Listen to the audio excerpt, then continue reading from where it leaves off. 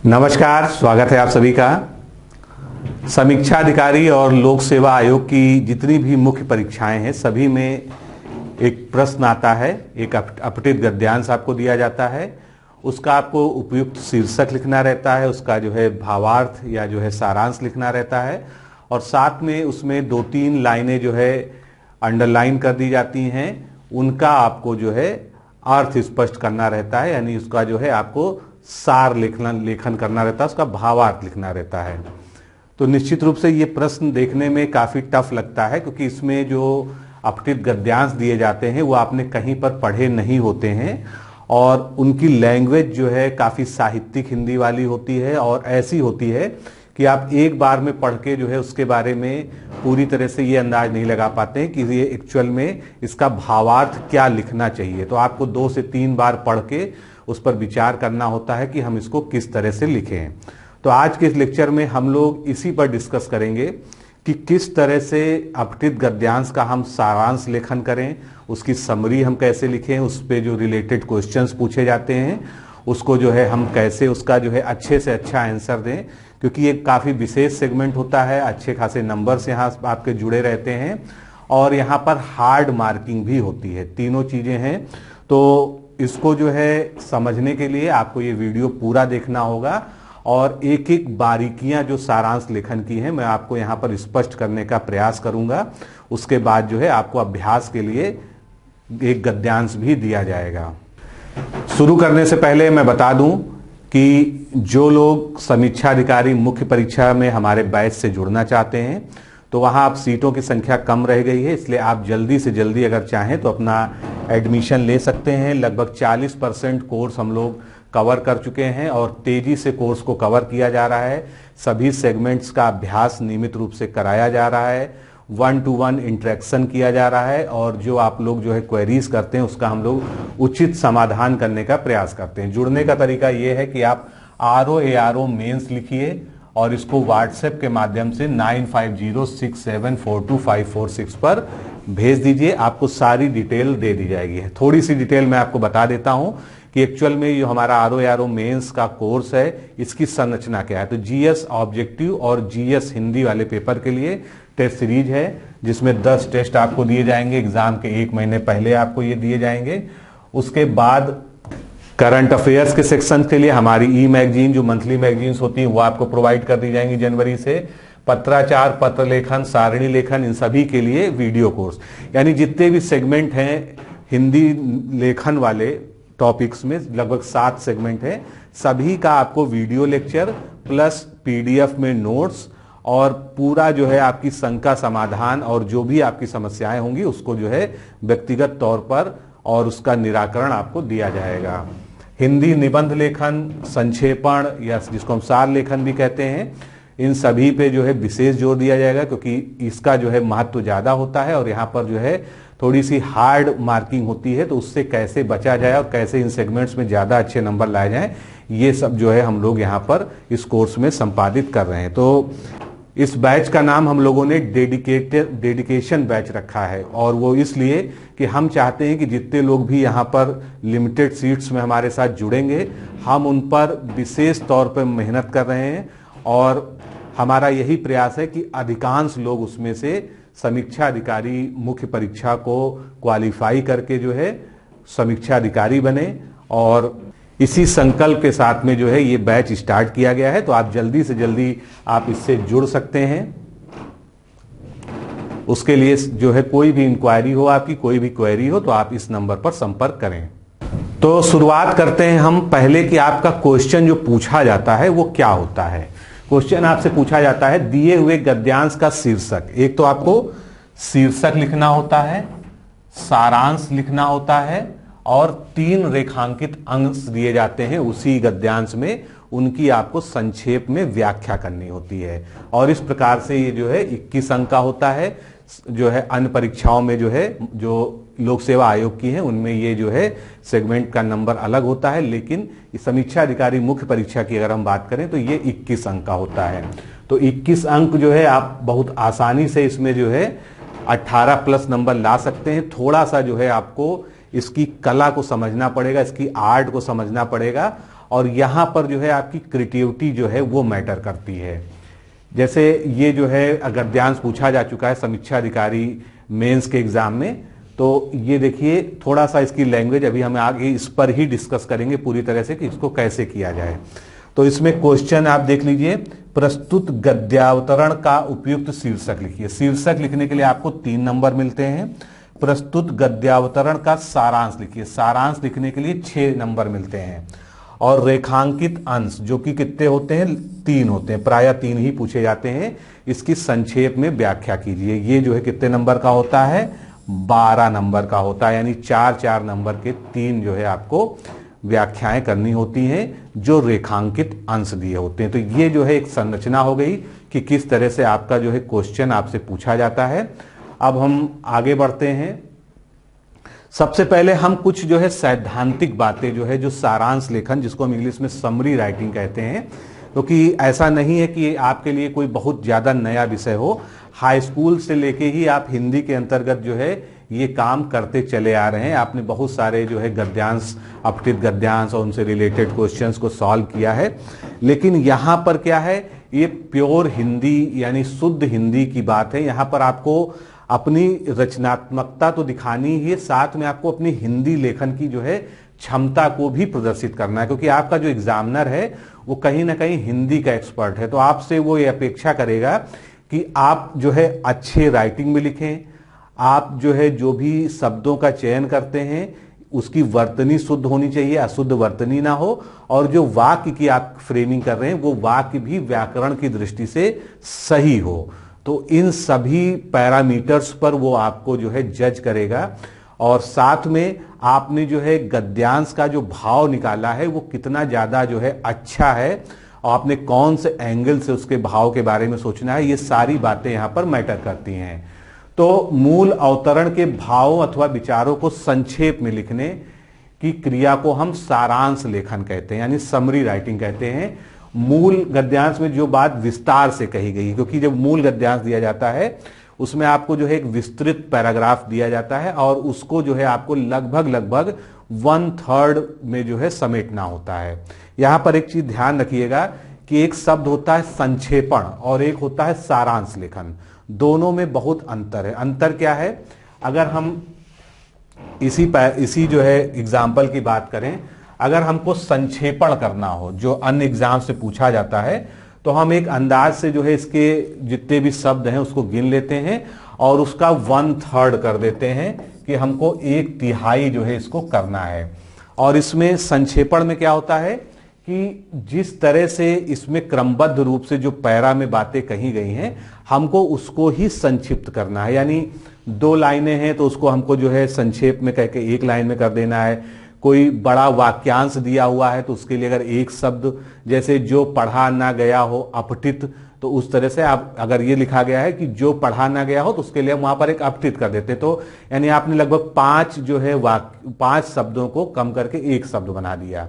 और आपको जो है मतलब उसी क्रम व्यवस्था को फॉलो करना पड़ता है जिस क्रम में जो है पैराग्राफ में सारी बातें लिखी हुई हैं। तो ये तो संक्षेपण होता है कि आपको बहुत ज्यादा जो है अपने मूल सोर्स से हटके कोई बात नहीं करनी होती। लेकिन वहीं पर अगर हम जो है सारांश लेखन की बात करें, जहां पर जो है एक तरह से इसको कहा जाता है भावार्थ, तो इसमें हमको जो है केंद्रीय भाव क्या है, जो ये पूरा पैरा आपको दिया गया है इसकी मूल केंद्रीय भावना क्या है, उसको हमको वहां पर अपने शब्दों में लिखना है, ना कि इस पैराग्राफ के ही शब्दों को आपको हेर फेर करके लिखना है। इसका संक्षेपण नहीं करना है, उसको जो है पूरी बात को जो है हम लिख सकते हैं।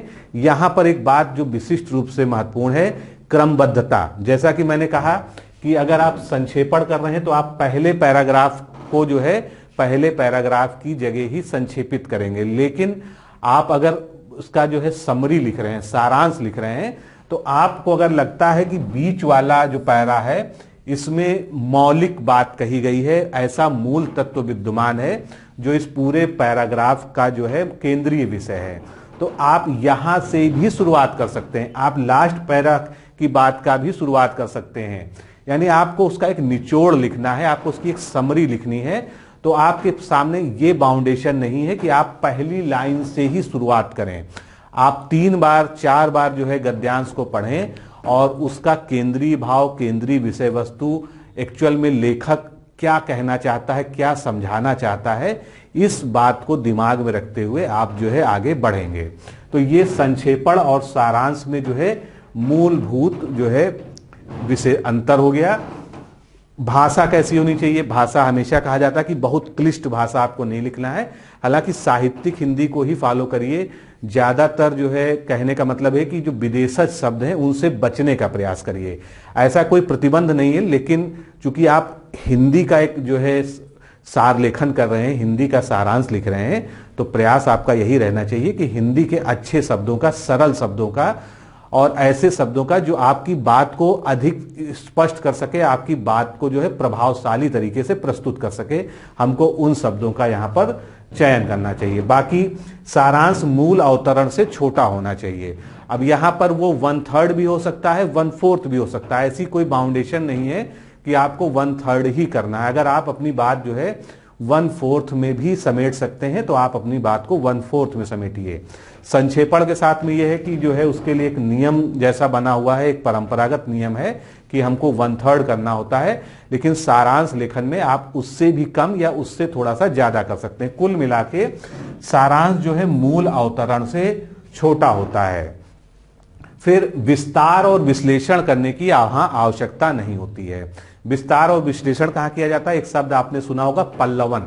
उसमें क्या होता है कि एक छोटी सी बात को आप जो है विस्तृत तौर पर उसको पूरा जो है व्याख्या करते हैं, लेकिन यहां पर क्या है, आप सारांश लिख रहे हैं, आप सार बात लिख रहे हैं। मान लीजिए उसमें लोकोक्तियों का प्रयोग हुआ है, मुहावरों का प्रयोग हुआ है, अलंकार का प्रयोग हुआ है, तो आप उसको जो है साइड में कर देंगे, उसको आप नहीं लेंगे। उसके अलावा जो है अगर कहीं पर जो है पैराग्राफ में जो है बातों का रिपीटिशन है तो आप उसको भी खत्म करने का प्रयास करेंगे। तो इस तरह से हम जो है सारांश को जो है सारांश की तरह ही लिखेंगे, ना कि उसकी हम व्याख्या करके उसको जबरदस्ती बढ़ाने का काम करेंगे। अब प्रक्रिया क्या होना चाहिए? तो सबसे पहले अगर आपको कोई पैराग्राफ दिखता है, आपके सामने जब क्वेश्चन पेपर में पैराग्राफ आया, तो आपको बहुत ही केंद्रित मन से उसको 3 बार पढ़िए। पहली बार में उसको जो है केवल एक साधारण तरीके से पढ़िए कि इसमें लिखा क्या हुआ है। दूसरी बार जब आप उसको पढ़ रहे हैं तो आप पेंसिल रखिए और उसमें जो आपको केंद्रीय बातें लगती हैं, यानी जिन बातों पर उस पूरे गद्यावतरण या गद्यांश का जो है केंद्रीय विषय आधारित है, जहां जहां आपको लगता है कि ये बातें जो है बहुत जरूरी हैं, इसके बिना अगर इस अवतरण की हम कल्पना करें तो ये अवतरण जो है सारहीन हो जाएगा, इसका जो सार तत्व है वो खत्म हो जाएगा, तो उसको आप रेखांकित करिए।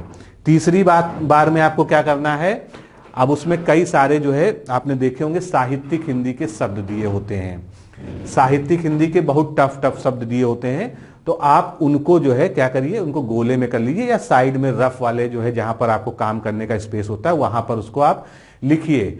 अगर आपको उन शब्दों के समानार्थी शब्द कोई पता है, जो आसान शब्द हो या पर्यायवाची शब्द पता हो, या उनके स्थान पर कुछ और आप प्रयोग कर सकते हैं।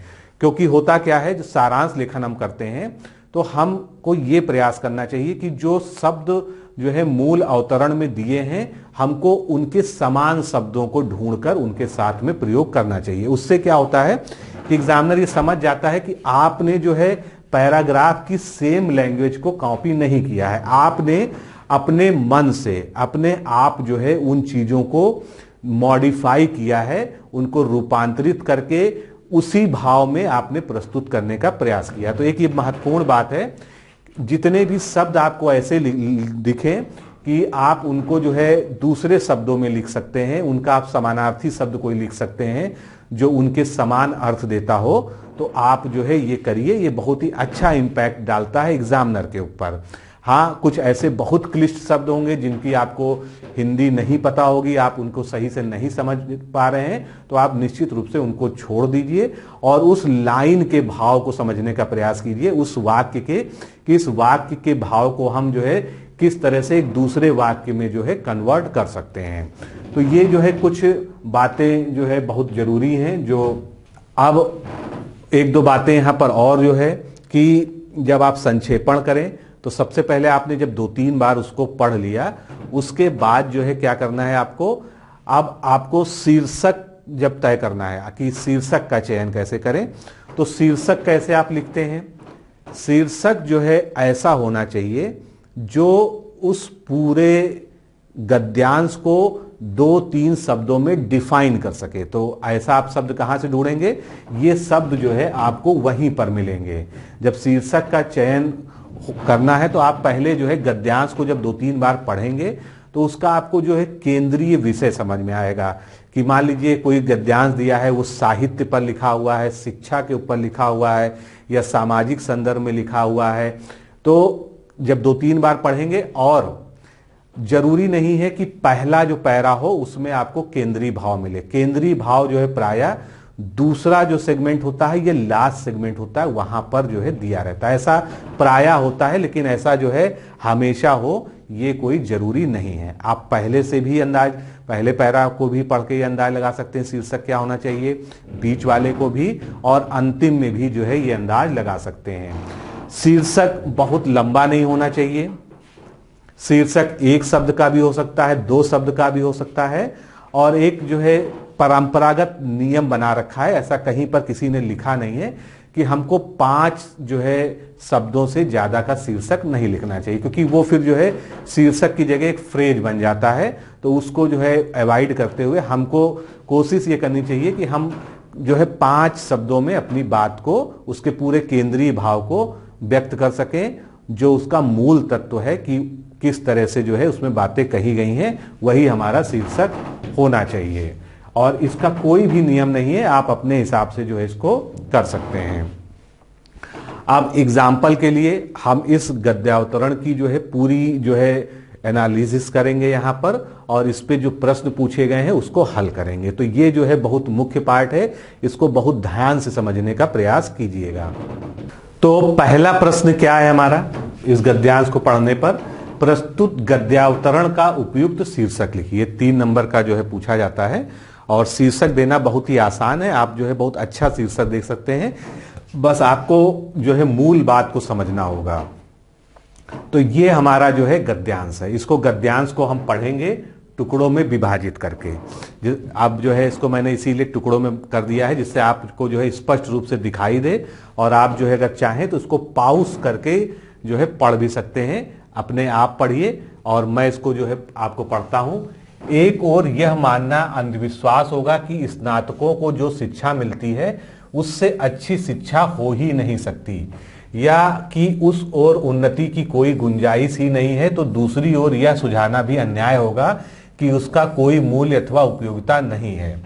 समूचे शिक्षा संस्थान की और भारतीय समाज में शिक्षा मात्र की सीमाओं और त्रुटियों को स्वीकार करते हुए भी उसकी उपादेयता पर बल देना आज जैसे अवसर के लिए उपयुक्त है, और उसके भविष्यत लक्ष्यों की ओर संकेत करना ही वास्तविक समावर्तन है, जो एक दीक्षांत को नए दीक्षांत में, नए दीक्षारंभ में परिणित कर देता है।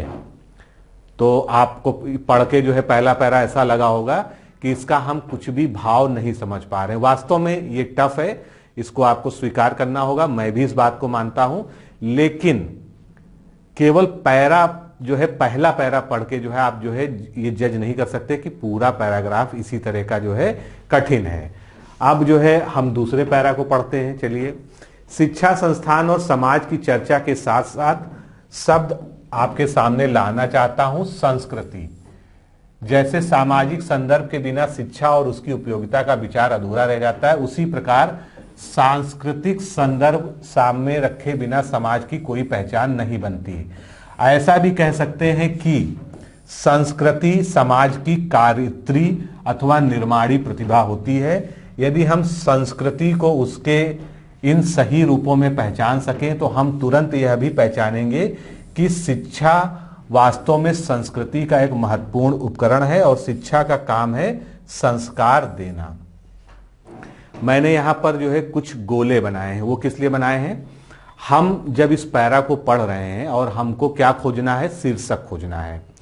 तो हम ये देखेंगे कि वो कौन से शब्द हैं जो बहुत बार रिपीट हुए हैं, यानी वो बार बार रिपीट किए जा रहे हैं। तो आप देख सकते हैं पैरा 1 और पैरा 2 दोनों में अगर आप ध्यान से देखें तो शिक्षा और संस्कृति ये बार बार जो है हर जगह आपको रिपीटिशन मिलेगा। जहां भी आप देखेंगे वहां शिक्षा और संस्कृति बहुत ज्यादा रिपीटेड मिलेगा। और इसके बाद तीसरा पैरा भी हम लेते हैं, तब आप और स्पष्टता से इस बात को समझ पाएंगे। यह खेद की बात है कि शिक्षा और इसलिए संस्कृति के इस महत्वपूर्ण पक्ष की ओर हमारा मनोभाव अपेक्षा का हो गया है। शिक्षा पर हम बहुत कम बल देते हैं, लेकिन उसके इस पक्ष की उपेक्षा करते हुए केवल जानकारी का भंडार बढ़ाने का ही आग्रह करते रहते हैं। जानकारी का संग्रह वास्तविक शिक्षा के बिना भी हो सकता है।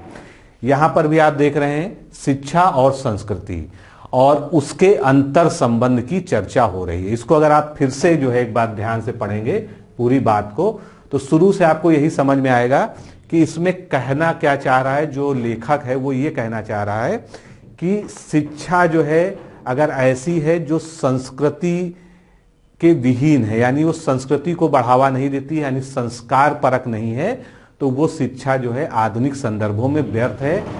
इसलिए जो भी शिक्षा आज दी जा रही है उसकी उपादेयता जो है शून्य हो जाएगी, उसकी उपादेयता नहीं रह जाएगी, यानी वो प्रोडक्टिव नहीं रह जाएगा। इसलिए लेखक का ये कहना है कि शिक्षा जो है संस्कृति के साथ होनी चाहिए, यानी शिक्षा में संस्कृति का तत्व आवश्यक है।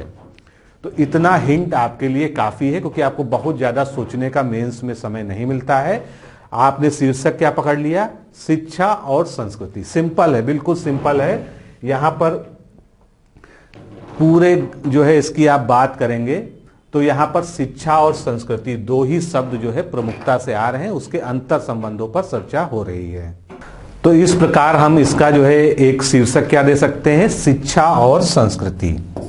शिक्षा और संस्कृति जो है इसका सबसे अच्छा और प्रभावशाली शीर्षक हो गया, क्योंकि इसमें दो ही जो है केंद्रीय भाव हैं कि शिक्षा और संस्कृति किस प्रकार से आपस में रिलेटेड हैं और एक दूसरे के पूरक हैं। इसलिए जो है इसका सबसे अच्छा जो हम उदाहरण दे सकते हैं, सबसे अच्छा जो शीर्षक दे सकते हैं वो ये दे सकते हैं। आप संस्कृति और शिक्षा भी लिख सकते हैं, इस तरह से भी कर सकते हैं, या शिक्षा और संस्कृति का अंतर संबंध लिख सकते हैं। लेकिन जो बेस्ट है, क्योंकि हमको बहुत ज्यादा जो है इसकी डिटेलिंग में नहीं जाना, जो शीर्षक होता है वो बिल्कुल सीधा होना चाहिए और शीर्षक के माध्यम से हम बहुत ज्यादा समझाने का प्रयास नहीं कर सकते हैं। जो है जो शीर्षक होता है उससे सीधा सीधा ये पता चलना चाहिए कि हम जो पढ़ रहे हैं या जो भी हमारे सामने गद्यांश उदाहरण के रूप में है उसमें है क्या, यानी उसमें की शिक्षा और संस्कृति के बारे में लिखा हुआ है। तो ये हमारा जो है पहला हमने क्वेश्चन सॉल्व कर लिया। अब हमको इसका सारांश लिखना है। तो सारांश लेखन के लिए चलिए पीछे चलते हैं, फिर से जो है हम सारी बातों को जो है एक बार दोबारा पढ़ते हैं। तो ये मैंने जो इस पे पहले से अंडरलाइन किया था उसको मैंने क्लियर कर दिया, क्योंकि अब हमको जो है जो भी मार्किंग करनी है वो हमको ये सोच के करनी है कि हम इसका सारांश यानी भावार्थ लिखने जा रहे हैं। तो इसका केंद्रीय भाव तो हमने शीर्षक के माध्यम से पकड़ लिया है कि शिक्षा और संस्कृति, इन्हीं के दोनों के अंतर संबंधों पर चर्चा की गई है। अब इसको हमको लिखना क्या है, इसकी फ्रेमिंग कैसे करनी है, इस पर हम विचार करेंगे। तो जो है फिर से जो है इसको हम पढ़ते हैं एक बार। एक और यह मानना अंधविश्वास होगा कि स्नातकों को जो शिक्षा मिलती है उससे अच्छी शिक्षा हो ही नहीं सकती है। इसका क्या मतलब हुआ कि वर्तमान शिक्षा पद्धति जो है वो सबसे अच्छी है, ये जो है हम नहीं मान सकते हैं, ये अंधविश्वास जो है होगा, या कि उस और उन्नति की कोई गुंजाइश नहीं है, यानी इसमें इंप्रूवमेंट करने की कोई गुंजाइश नहीं है। यानी जो शिक्षा पद्धति है उसमें अभी भी बदलाव संभव है और ऐसा नहीं है कि वो बहुत ज्यादा परफेक्ट है, उसमें अभी भी जो है उन्नति की और या मॉडिफिकेशंस की या रेक्टिफिकेशंस की गुंजाइश है। तो इस शुरुआती जो है लाइनों से हमारा ये भाव निकला। तो दूसरी ओर यह सुझाना भी अन्याय हो जाएगा कि उसका कोई मूल्य अथवा उपयोगिता भी नहीं है। यहां पर क्या किया गया है? विरोधाभासी बात कही गई है। विरोधाभासी बात क्या कही गई है?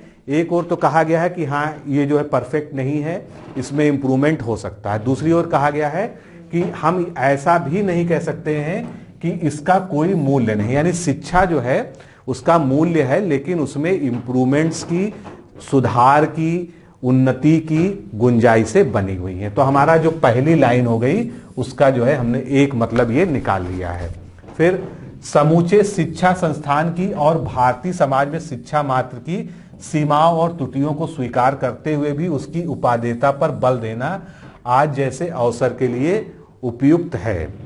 अब यहां पर क्या कहने का प्रयास किया गया है, इसको समझिए आप, जो है कि समूचे शिक्षा संस्थान की और भारतीय समाज में शिक्षा मात्र की, यानी हमारा जो फोकस है, लेखक की जो कथनी है वो ये है कि भारतीय समाज में जो शिक्षा है उसकी सीमाओं और त्रुटियों को स्वीकार करते हुए भी उसकी उपादेयता यानी उसकी प्रोडक्टिविटी, उपादेयता मैंने आपसे कहा था ना कि कुछ शब्दों को आप जो है जिनका आप समानार्थी जो है शब्द ढूंढ सकते हैं उनको आप हाईलाइट करके उसका समानार्थी शब्द जो है, तो उपादेयता यानी प्रोडक्टिविटी या उत्पादकता, तो इस तरह से इसका जो है पर बल देना आज जैसे अवसर के लिए उपयुक्त है। यानी हमको जो है ये जो शिक्षा पद्धति भारतीय वर्तमान है ये वास्तव में कितनी प्रोडक्टिव है, यानी कितनी जो है ये प्रायोगिक तौर पर जो है उत्पादकता या इसका जो आउटपुट है, इसका जो आउटकम है वो कितना अच्छा है, हमको इस पर जो है बल देने का ये जो है उपयुक्त अवसर है। और उसके भविष्यत लक्ष्यों की ओर संकेत करना ही वास्तविक समावर्तन है जो एक दीक्षांत को नए दीक्षारंभ में परिणित कर सकता है। यानी शिक्षा जो है कैसी होनी चाहिए, भविष्य उन्मुखी होनी चाहिए, यानी भविष्य की ओर इंगित करते होनी चाहिए, भविष्य के अनुसार जो है उसका जो दिशा है वो भविष्य की ओर होना चाहिए, ना कि केवल वो वर्तमान पर केंद्रित होनी चाहिए। तो आप देख सकते हैं कि हमने पहला पैरा जो पढ़ा उसमें हमको एक बात, दो तीन बातें जो है प्रमुख रूप से समझ में आई कि इसमें लेखक का कहने का मतलब ये है कि जो भारतीय शिक्षा पद्धति है वर्तमान संदर्भ में, यहाँ पर वर्तमान संदर्भ की बात जरूरी है क्योंकि पुरातन भारतीय संस्कृति और पुरातन भारतीय सभ्यता में जो शिक्षा की व्यवस्था थी वो जो है कहीं अधिक जो है मानवीय मूल्यों पर, आदर्शों पर आधारित थी। लेकिन आज की जो शिक्षा पद्धति है वो क्या है, वो जो है उसमें अभी जो है काफी सुधार की आवश्यकता लेखक को दिखाई देती है। यहाँ पर यह भी ध्यान रखिएगा कि आपके पर्सनल विचार नहीं है, ये लेखक के विचार हैं। और जब हम इसका भावार्थ या सारांश लिखते हैं तो हमेशा हम अन्य पुरुष शैली में लिखते हैं, यानी हम लेखक को कोट करते हुए लिखते हैं, ना कि अपने विचार पर्सनल वहां पर दर्शाते हैं। तो इसकी उपादेयता को, यानी इसकी जो है जो उत्पादकता है, यानी जो इस तरह से शिक्षित होगा व्यक्ति वो कितना समाज के लिए उपयोगी होगा, उसको बढ़ाने के लिए अभी भी कई सारी ऐसी जो है संभावनाएं हैं जो इसमें परिवर्तन के द्वारा लाई जा सकती हैं।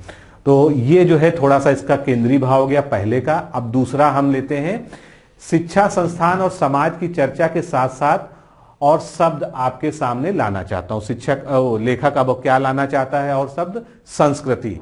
अब उन्होंने एक नया टर्म जो है सेकंड पैरा में संस्कृति इंट्रोड्यूस कर दिया, यानी कल्चर।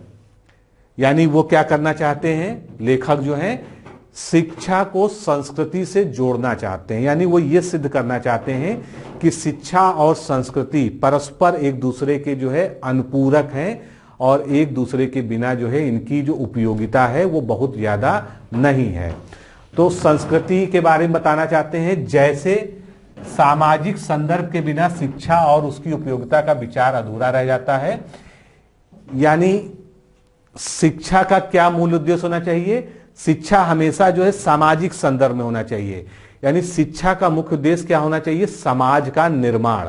और समाज का निर्माण वो कैसा करेगी शिक्षा, जब उसमें संस्कृति का तत्व समाहित हो, उसमें स्वयं में जो है सांस्कृतिक अगर तत्व नहीं विद्यमान है तो शिक्षा की जो उत्पादकता है वो शून्य होगी। इसलिए शिक्षा कैसी होनी चाहिए, सामाजिक संदर्भ की शिक्षा होनी चाहिए, उसमें सामाजिक जो है तत्व जरूरी है। उसी प्रकार सांस्कृतिक संदर्भ के सामने रखे बिना समाज की कोई पहचान नहीं बन सकती है। यानी अगर शिक्षा में सांस्कृतिक पहलू अगर नहीं है तो समाज की कोई पहचान नहीं बन सकती है। यानी समाज के निर्माण के लिए, समाज के समावेशी विकास के लिए, समाज के जो है सर्वांगीण विकास के लिए शिक्षा में सांस्कृतिक संदर्भ या सांस्कृतिक तत्व का होना आवश्यक है। ऐसा भी कह सकते हैं कि संस्कृति समग्र समाज की कारित्री अथवा निर्माणी प्रतिभा होती है।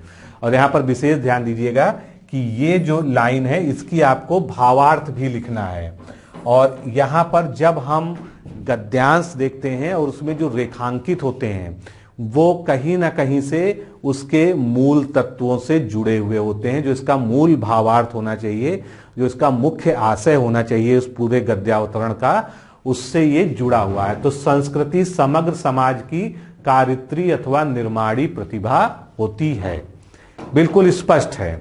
अब यहां पर जो कुछ टफ शब्द हैं उसका हमको समानार्थी खोल लेना चाहिए। जैसे कि यहां पर क्या कहा जा रहा है, संस्कृति समग्र समाज, समग्र मतलब संपूर्ण, समाज तो समाज के लिए आप सभ्यता का भी प्रयोग कर सकते हो, वैसे समाज शब्द का जो है जरूरी नहीं है कि आप कोई अन्य शब्द चुने। कारित्री, कारित्री अथवा निर्माणी। कारित्री का क्या अर्थ होता है कि ऐसी शक्ति या ऐसा कारक जो किसी के सृजन को जो है सृजन के लिए जरूरी होती है। आप इसको डिक्शनरी में भी देखेंगे तो आपको यही जो इसका अर्थ मिलेगा। कारित्री मतलब ऐसी शक्ति, ऐसी छिपी हुई शक्ति जो किसी के निर्माण के लिए अति आवश्यक होती है या उसके पीछे की वो जो है मूल शक्ति होती है। तो संस्कृति समग्र समाज की कारित्री अथवा निर्माणी यानी निर्माण करने वाली प्रतिभा होती है। यानी संस्कृति क्या है, संस्कृति जो है वो समाज निर्माण के लिए एक आवश्यक अंग है।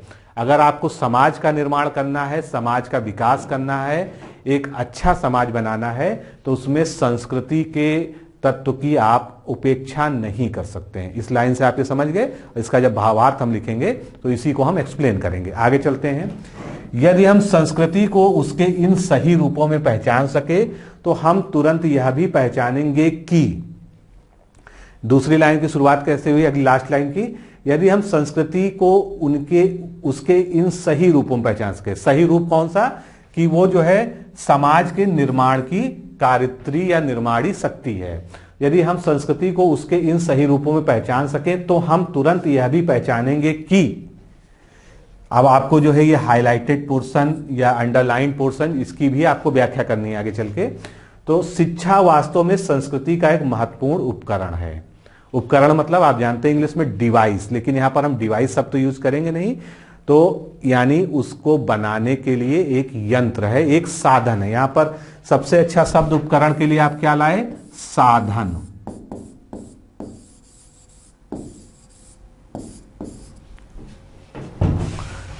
तो शिक्षा वास्तव में, वास्तव की जगह आप क्या शब्द कर सकते हैं, बहुत सारे शब्द हैं। आप सोचिए, शिक्षा वास्तव में संस्कृति का एक महत्वपूर्ण उपकरण है। यानी शिक्षा जो है संस्कृति के निर्माण का एक महत्वपूर्ण कारक है या एक साधन है। ठीक है। शिक्षा का काम है संस्कार देना। अब यहां पर शिक्षा को किससे जोड़ा जा रहा है, संस्कार को।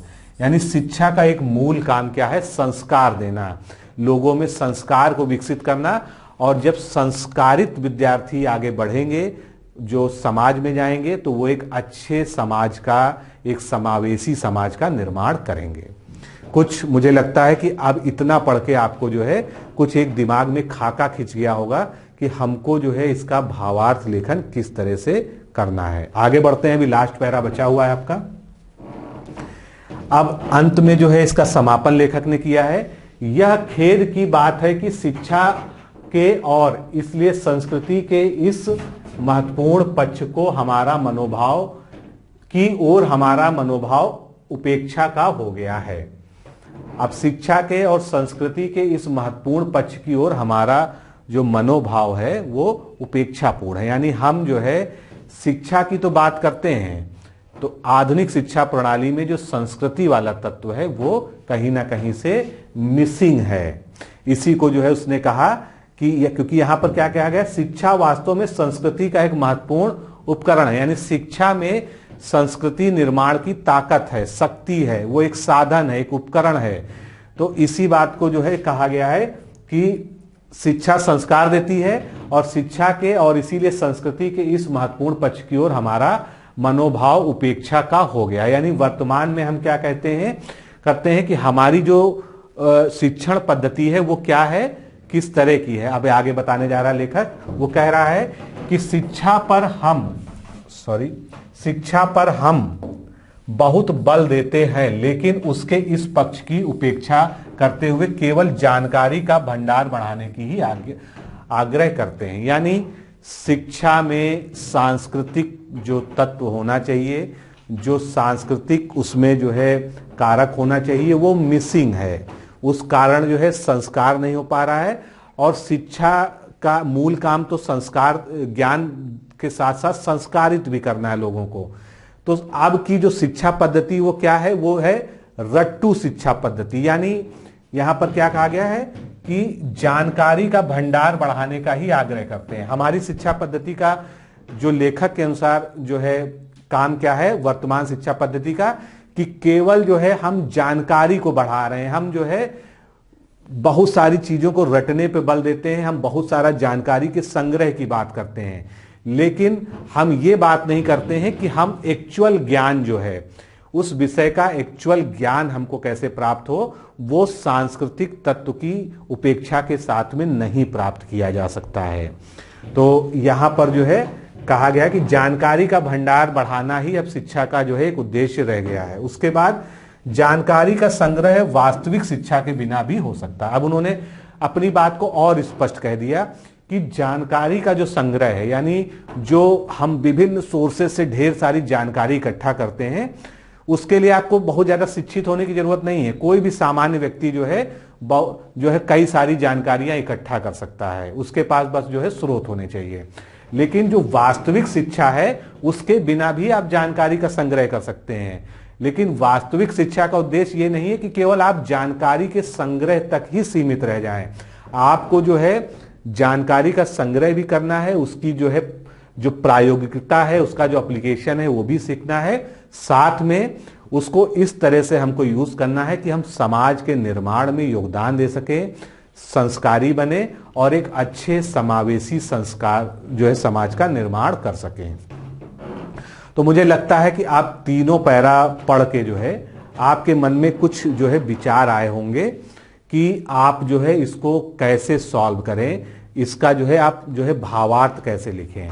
तो इसका भावार्थ लिखने के लिए पहली चीज तो हमको थोड़ा सा एक ये भी अंदाज होना चाहिए कि इसमें कितने शब्द हैं। इसमें जो है मैंने यहां पर लिखा है लगभग 255 शब्द हैं इस पूरे जो है, और अब हमने कई सारे शब्द पकड़ लिए, कई सारे जो है वो कर लिए। तो अब आप जो है इसको, ये मैंने मेरे शब्दों में है, इसको जो है आप अपने शब्दों में भी लिख सकते हैं। क्योंकि आपको जब भावार्थ लिखना है तो आप जरूरी नहीं है कि आप वहीं से शुरुआत करें जहां से गद्यांश की शुरुआत हुई थी। आप स्वयं उसके जो केंद्रीय भाव को है उसको सबसे ऊपर लेके जो है, और जो उसमें बातें कही गई हैं उसको जो है अपने शब्दों में व्याख्या कर सकते हैं उसकी। और केवल जो है हमको मूल तत्वों को लिखना है, क्योंकि हमको बहुत बड़ा नहीं करना है इसको। तो लगभग जो है हमने इसको 90 से 95 शब्दों में इस तरह से समेटने का प्रयास किया है। अब इसको हम शुरुआत कैसे करेंगे जो है देखिए, आप जो है सारांश हमने लिख दिया जो आपको कॉपी पे लिखना होगा। प्रस्तुत गद्यांश में शिक्षा और संस्कृति की पारस्परिक निर्भरता और इनके सकारात्मक समाज के निर्माण में पूरक भूमिका का वर्णन किया गया है। तो क्या ये सही है? आपको मैंने पूरा जो है उसका एक्सप्लेन किया। तो पहला पैरा तो यही कहता है और दूसरा पैरा भी यही कहता है कि शिक्षा और संस्कृति जो है इंटर रिलेटेड है, उसके बिना ना शिक्षा का कोई महत्व है ना संस्कृति का निर्माण हो सकता है। तो हमने कैसे शुरुआत की कि प्रस्तुत गद्यांश में शिक्षा और संस्कृति, क्योंकि ये दो हमारे जो है मुख्य कीवर्ड हैं, शिक्षा और संस्कृति की पारस्परिक निर्भरता, यानी आपस में जो है एक दूसरे पर निर्भरता।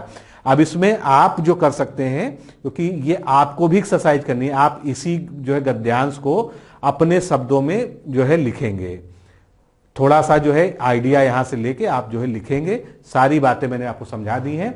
तो शिक्षा और संस्कृति की पारस्परिक निर्भरता, आप जहां पर भी आप शब्द बदल सकते हैं, उसको आप बदल दीजिए। आप जो है अगर इसका कोई अच्छा समानार्थी शब्द ढूंढ सकते हैं, जैसे मान लीजिए पारस्परिक निर्भरता यहाँ शब्द लिखा है, तो इसकी जगह जो है आप अन्योन्याश्रितता भी शब्द का यूज कर सकते हैं। ये आपके ऊपर होता है कि आप शब्द चयन किस प्रकार से कर रहे हैं।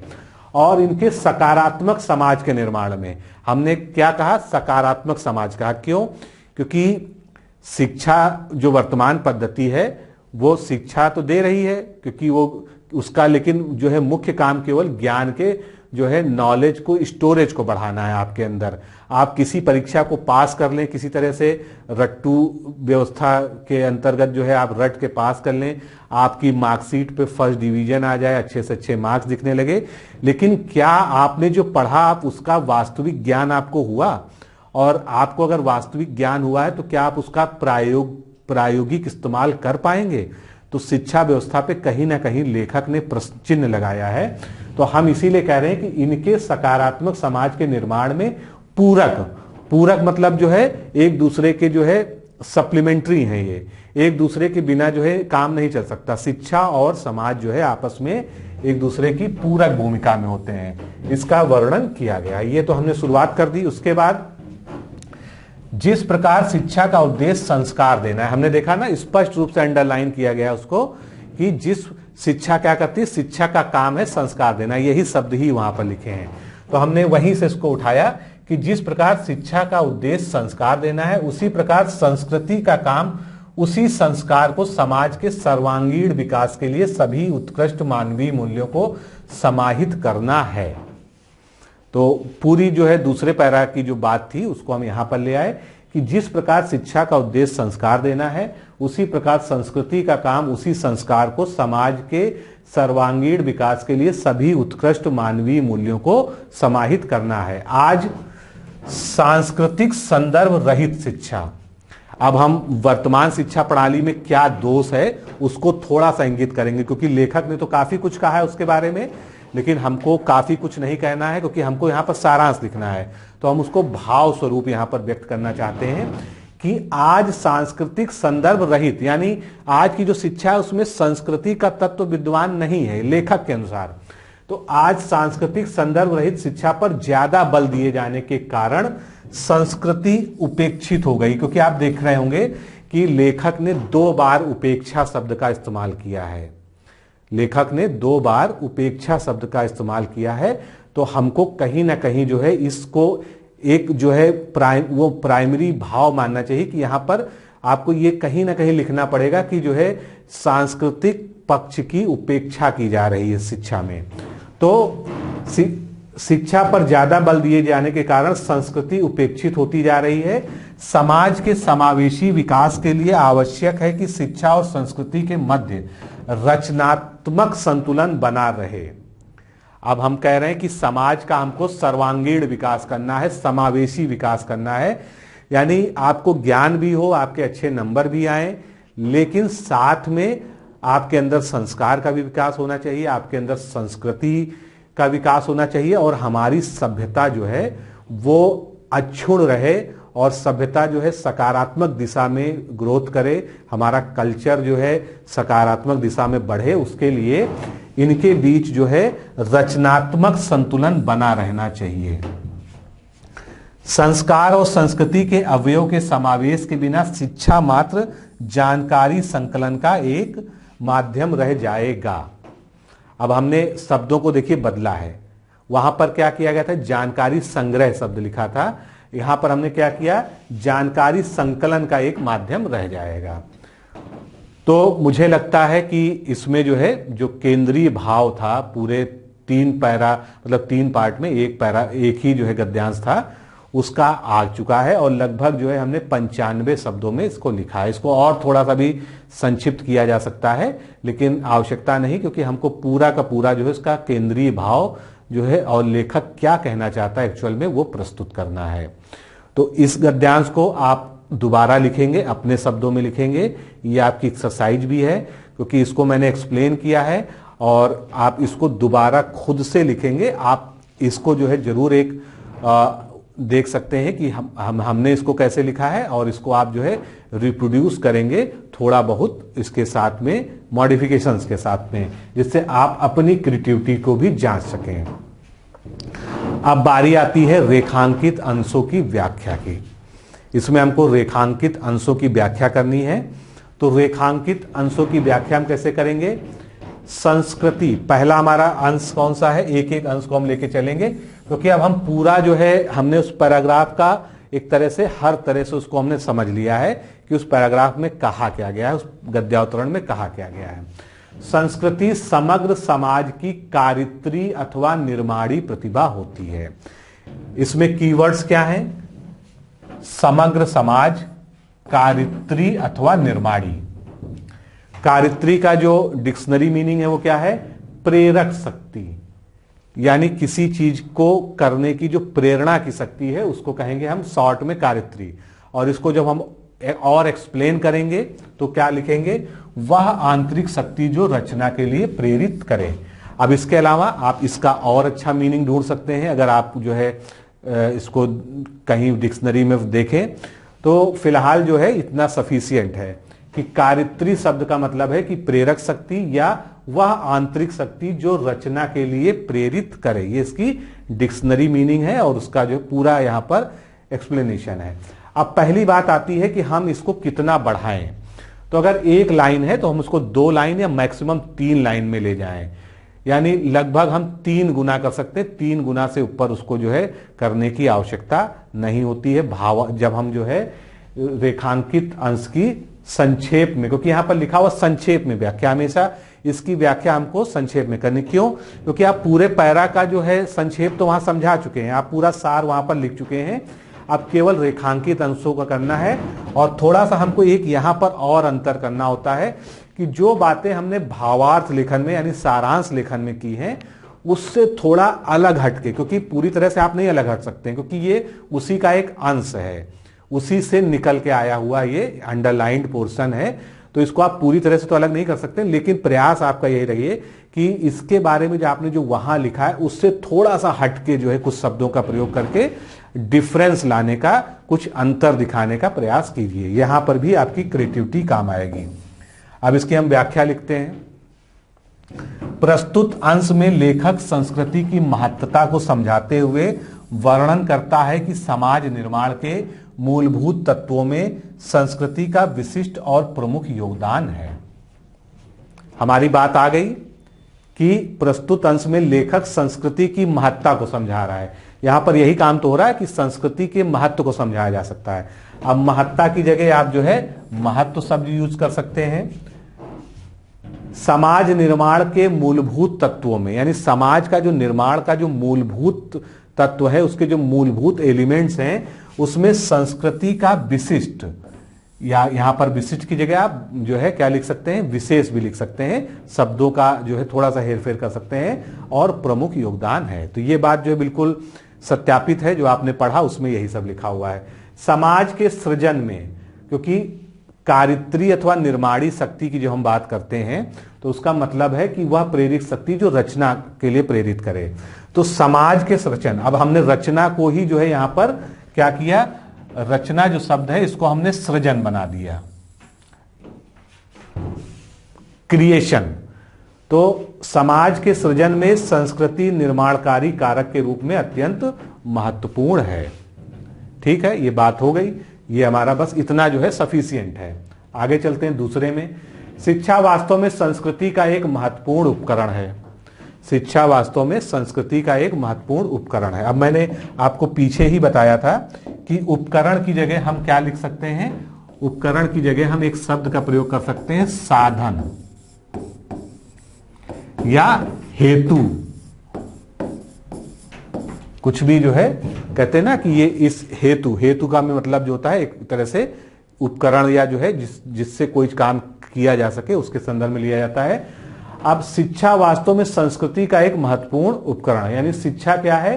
संस्कृति के निर्माण का एक प्रमुख साधन है। सीधी सी बात तो यही समझ में आती है, शिक्षा का काम है संस्कार देना। दूसरा लेखक ने कहा है कि शिक्षा का जो मौलिक कार्य है वो है संस्कार देना, और संस्कार से ही जो है हमारी संस्कृति का निर्माण होता है।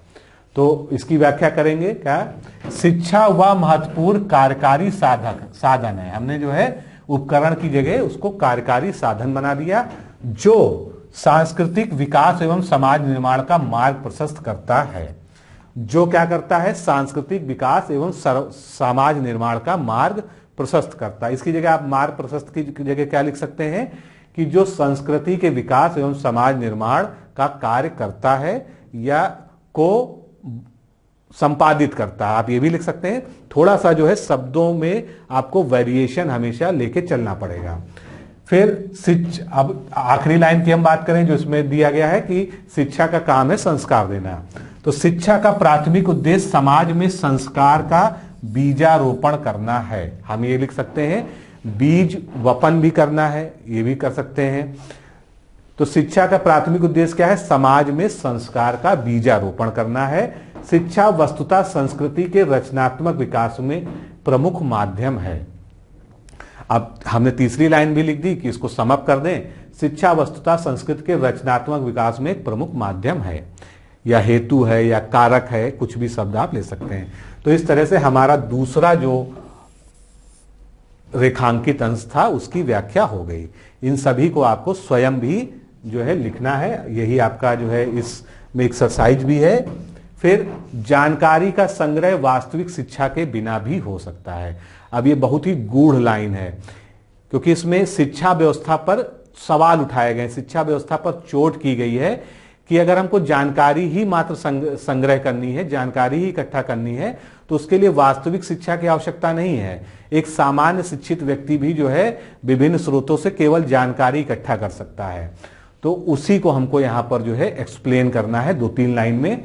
क्या कि वर्तमान में सांस्कृतिक मूल्य विहीन जो शिक्षा पद्धति है, मात्र जानकारी के एक बड़े भंडार के संग्रह का निमित्त मात्र बनकर रह गई है। अब इसमें कई शब्द जो है आप स्वयं बदल सकते हैं, जैसे कि यहां पर हमने कहा निमित्त मात्र, इसकी जगह आप दूसरा शब्द जो है कर सकते हैं जानकारी का बड़ा भंडार, इसको भी आप जो है दूसरे शब्दों में लिख सकते हैं। उसके बाद वास्तविक शिक्षा में ज्ञान के सामाजिक नैतिक पक्ष तथा उच्च मानवीय मूल्यों की प्राथमिकता होनी चाहिए। यहां पर यह बात लिखी नहीं है, लेकिन इसका भाव यही है, क्योंकि हम क्या कर रहे हैं, हम भावार्थ लिख रहे हैं, हम सारांश लिख रहे हैं, हम संक्षेपण नहीं कर रहे हैं, या हम किसी का पल्लवन नहीं कर रहे हैं। हमको इसमें क्या छुपा हुआ है उसको बाहर लाना है। तो हम इसमें छुपा क्या है कि वास्तविक शिक्षा कैसी होनी चाहिए। वास्तविक शिक्षा केवल जानकारी का संग्रह नहीं है, वास्तविक शिक्षा का काम है कि ज्ञान के सामाजिक नैतिक पक्ष तथा उच्च मानवीय मूल्यों की प्राथमिकता होनी चाहिए, जो कि आदर्श समाज के निर्माण का मूल तत्व है। लेखक वास्तव में यही कहना चाहता है और हमको वहीं पहुंचना है जो लेखक कहना चाहता है। तो ये जो है हमारा तीसरा भी जो रेखांकित अंश था वो यहां पर सॉल्व हो गया है। तो दोस्तों, इस तरह से हमने सारांश लेखन के जो मूलभूत तत्व हैं, क्या क्या हमको सावधानियां रखनी चाहिए, क्या हमको उसमें तरीका लेना चाहिए और किस प्रकार हम अच्छे से अच्छा सारांश लिख सकें, जिससे हम अपने एग्जामिनर को इम्प्रेस कर सकें और उससे पूरे के पूरे मार्क्स जो है प्राप्त कर सकें। तो इन सब चीज़ों को अगर आप ध्यान रखेंगे और इस जो है जिसकी हमने व्याख्या की उसको जो है आप अगर स्वयं के शब्दों में, अपने शब्दों में रिप्रोड्यूस करने का प्रयास करेंगे, तो इस जो लेक्चर आपने देखा वो आपके लिए सार्थक सिद्ध होगा। तो ये हमारा एक डेमो लेक्चर भी है जो आपने देखा। ये डेमो इसी तरह से जो है हम अपने कोर्स में पढ़ा रहे हैं, और जो इसके ऊपर जो है लोग जो है हमारे जो जुड़े हुए कैंडिडेट्स हैं उस कोर्स से जो भी वो लिख कर भेजेंगे, हम उस पर अपनी जो है उसको चेक करके उस पर अपनी प्रतिक्रिया भी उनको देते हैं, किस तरह से वो सुधार कर सकते हैं। ये सब बातें हम वहाँ पर डिस्कस करते हैं। अगर आप कोर्स से जुड़ना चाहते हैं तो ये नंबर आपके सामने है, RO मेंस लिखकर इस नंबर पर आप जो है व्हाट्सएप के माध्यम से भेज दीजिए। और मैं बस आपको इतना विश्वास दिला सकता हूँ कि अगर आप हमारे साथ जुड़ेंगे तो जितनी मेहनत आप करेंगे उससे ज़्यादा मेहनत हम आपके लिए करेंगे, और हम आपकी सफलता का मार्ग प्रशस्त करने का निश्चित रूप से पूरा प्रयास करेंगे। तो आज के लिए इतना ही। नमस्कार, धन्यवाद।